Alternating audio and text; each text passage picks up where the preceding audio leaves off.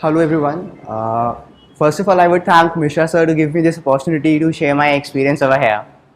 Uh, when I start sharing my point of view, I would just say one thing, that when you are in the initial stages of your preparation, guidance is one of the most important thing.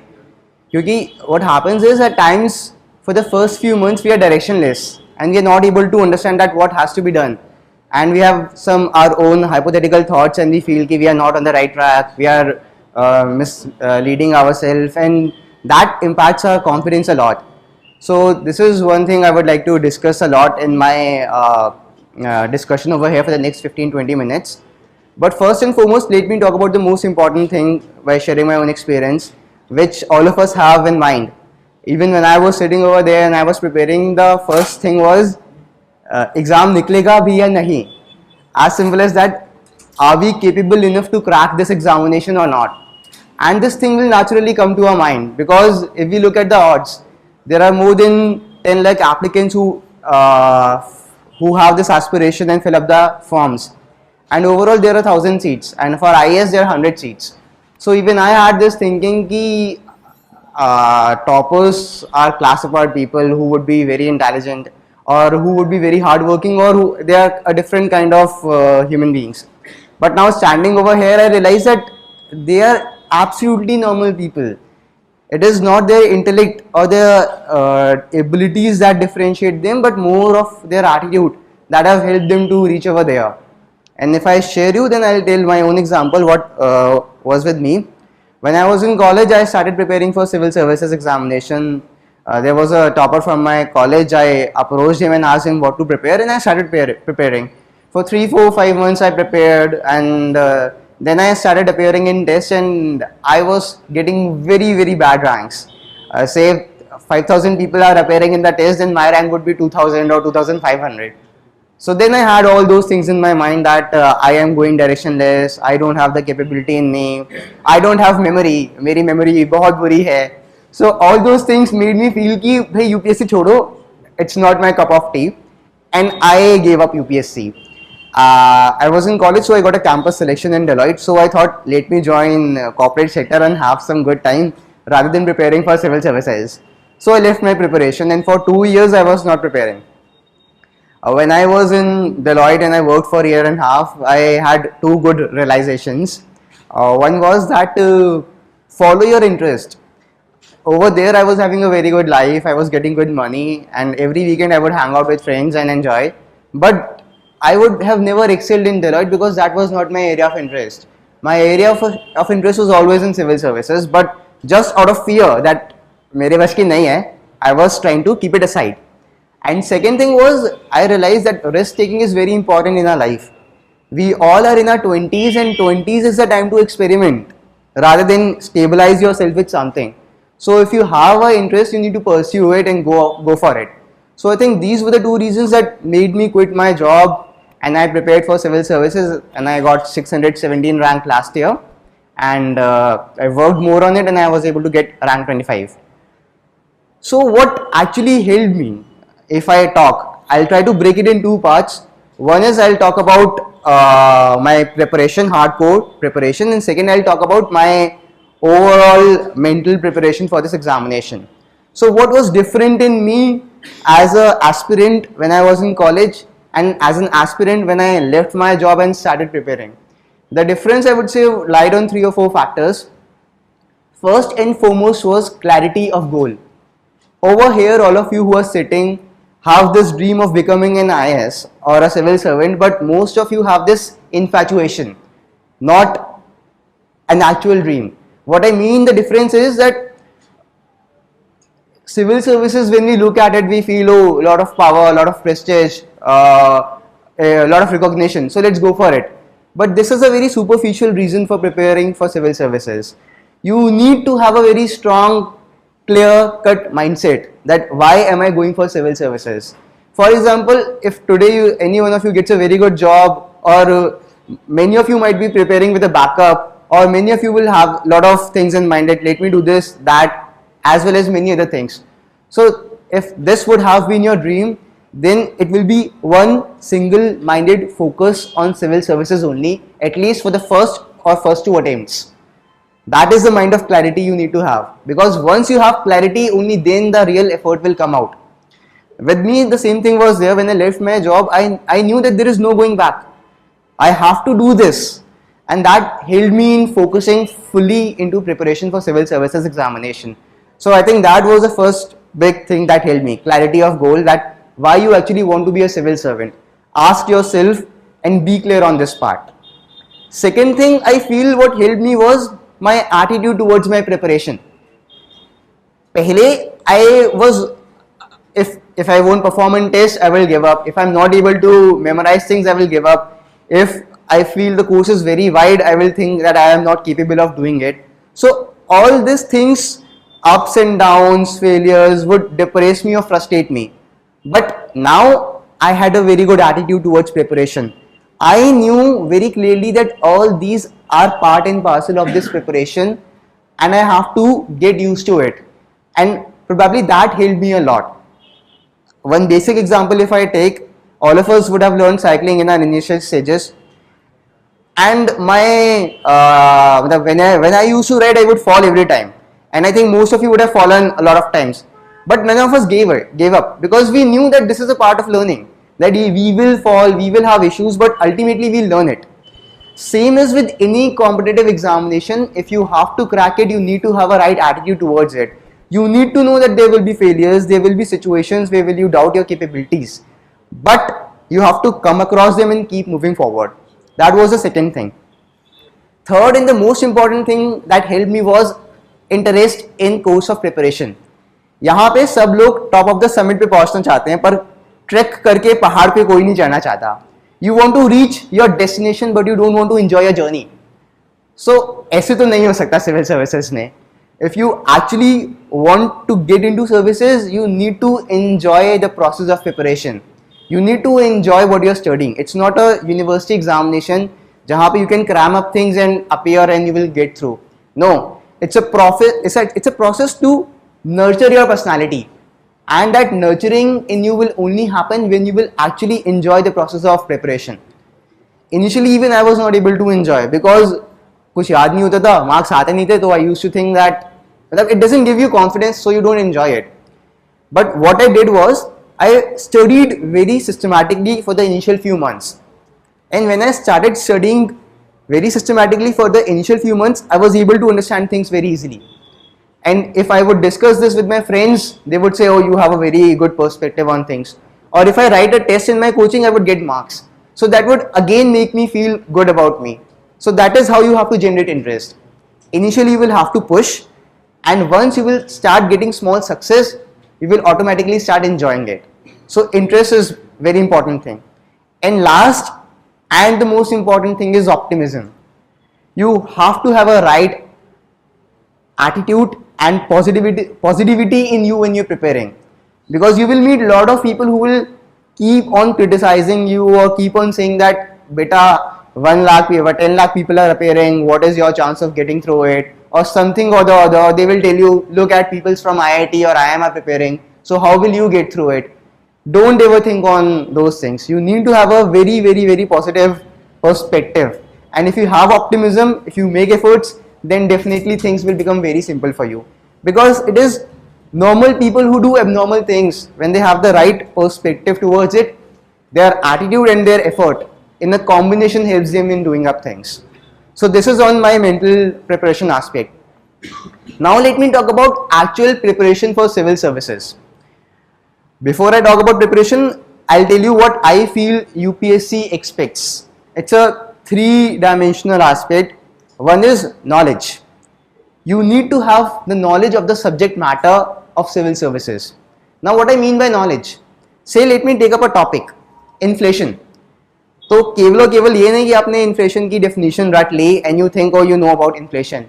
You need to know that what are the factors that leads to inflation and what can be the outcome of inflation and how inflation is linked with other aspects. So that is conceptual clarity about a particular topic that will help you a lot. So this is the most important thing, having knowledge of the subject matter, conceptual knowledge. Second is analysis and thinking. Now you have knowledge, but now you need application as well, because you are an administrator. So you have to apply that knowledge in real life scenario. So what I used to do, if I read a concept, say inflation, then I would link that how is inflation related to other aspects of economy. How is inflation related to many other things? Say if I say a drought has come to a particular place, how will it impact inflation? Or if inflation has come, how will it impact interest rate? Or if inflation has come, or how is inflation related to our fiscal deficit? So this is the kind of thinking you have to do, that linking one part with other part of the syllabus to get an overall perspective on things. So in thinking and analysis is second thing where you have to focus upon. And third and the most important thing is articulation. That how are you able to deliver in 150 to 200 words. A lot of people think that, oh, we don't have this capability, so that is why we are not able to do. Let me tell you one simple thing, that most of us in our initial stages were not even able to speak properly. If I talk about me, I had very bad communication skills, but it developed in a course of time. Similarly, writing is also a way of articulation through writing. That can also be developed over a course of time, and you have to keep in mind that when you are preparing, you have to focus on your articulation abilities as well. Interview checks your speaking, verbal capabilities, and mains checks your actual articulation ability through writing. So this has to be the other area of focus. So knowledge, analysis, and articulation. These are the three areas. Now let me talk about the current trend of civil services. If you look at prelims and mains, in prelims they are trying to check our factual knowledge. Factual knowledge both on static and current part. Current part is becoming more and more relevant. If you look at this year paper also, 65 to 70 questions were directly related to current affairs. And in static part, they will be asking you factual questions and few conceptual questions from polity, economy, geography. That is the breakup of prelims. And if you look at mains, then mains has become more of analysis oriented paper. What I mean by analysis, that they will not ask you salient features of a particular act or trying to ask you that discuss on this. Now they will ask you how this particular act will have an impact on XYZ particular thing. What is your perspective and what can be done? So there comes your analysis part, and that will be more or less very much related to current affairs, but will also expect you to have a basic understanding of the static parts of economy, polity, geography, etc. So your preparation has to be such that you have to be very cohesive with your current and static part. So right from day one, you have to ensure that you focus on both these areas. Now how will you do this? You are starting your classes over here under guidance of Mishra sir. What now has to be done on your part is two things. Let me talk about current affairs first, and then I'll talk about how do you cover up the static part. In current affairs, when you're starting, your newspaper is your Bible.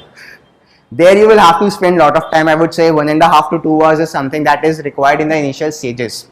And what will you read? When I started Hindu, I literally hated that paper because I was not able to understand anything, and I was like, I don't know how do other people study and cover up.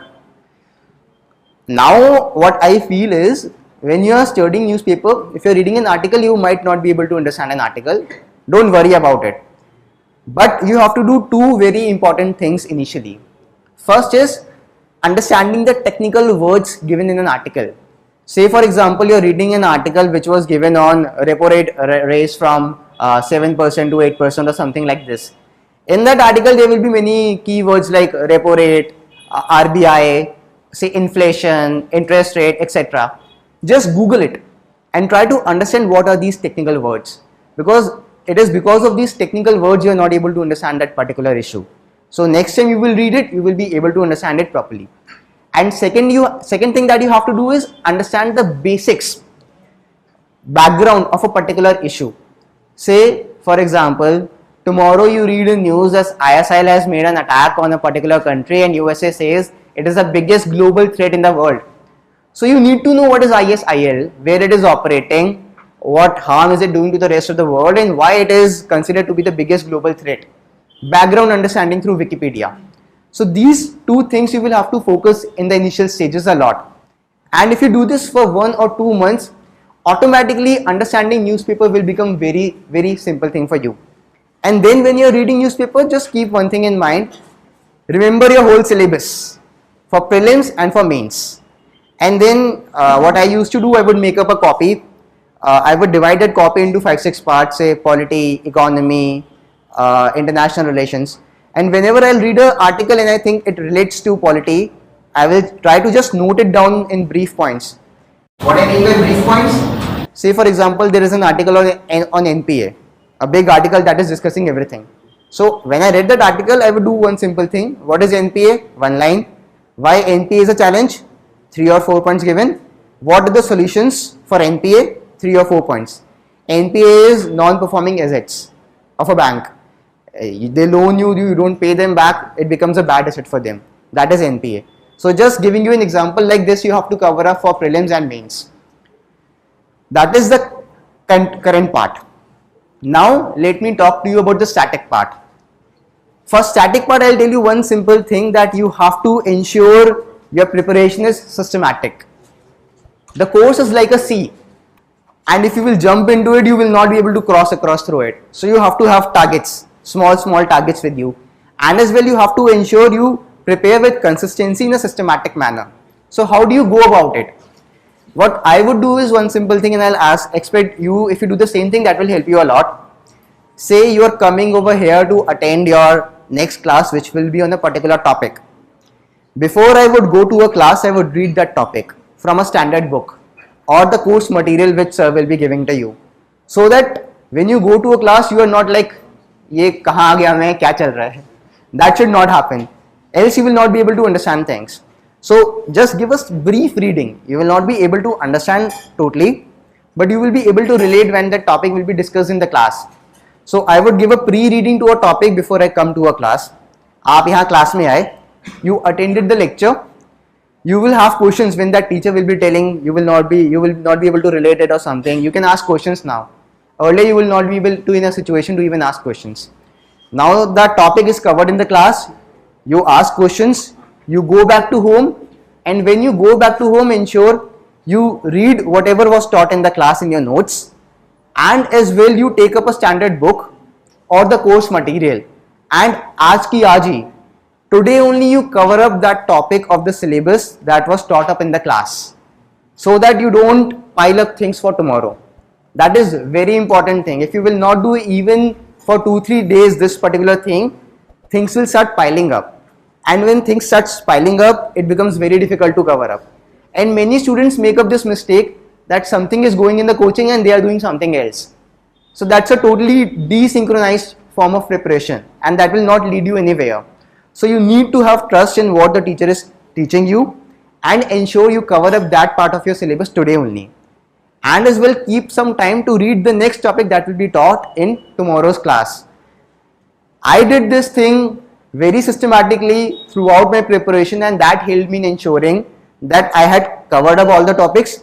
I even made notes of whatever I was reading in current affairs and whatever I was reading in my classes plus standard books.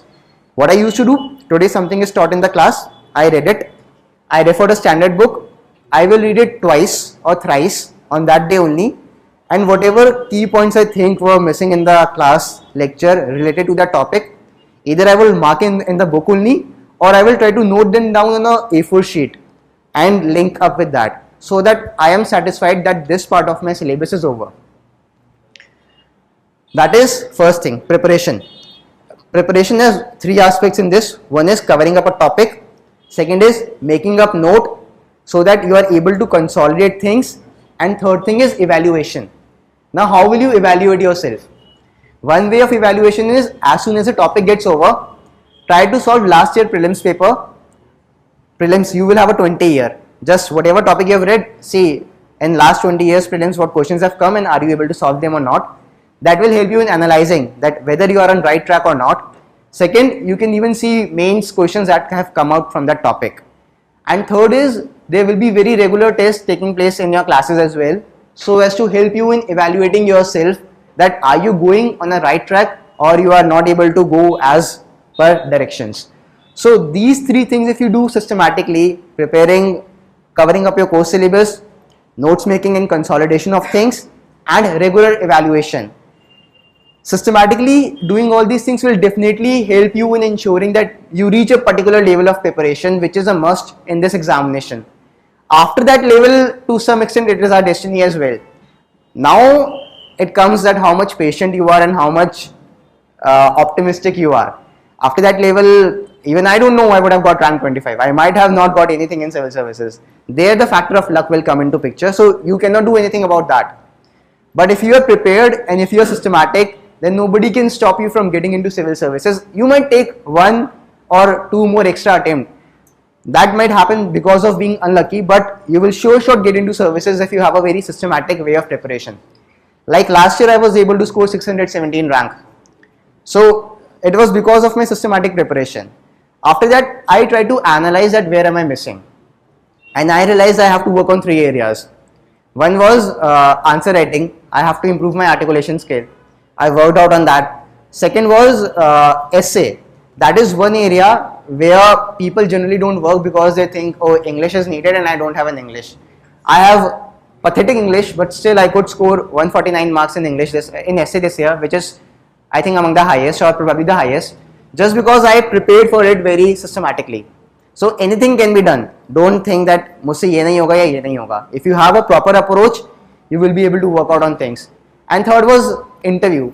I was very underconfident when it comes to speaking, especially an impromptu question when it comes up to me. So I tried to work out on that. I also took help of Chanakya IAS. I took help of Sir.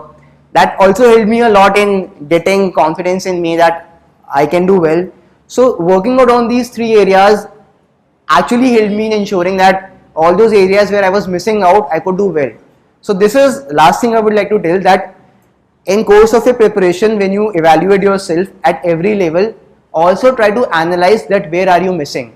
So it has to be a feedback loop throughout your preparation. Understanding what is missing, working on that. Understanding what is missing, working on that. So cumulatively, if you do all these things, then I don't think you will face any issue. You have very good teachers, you have a proper classroom, you have library, you have guidance of good teachers.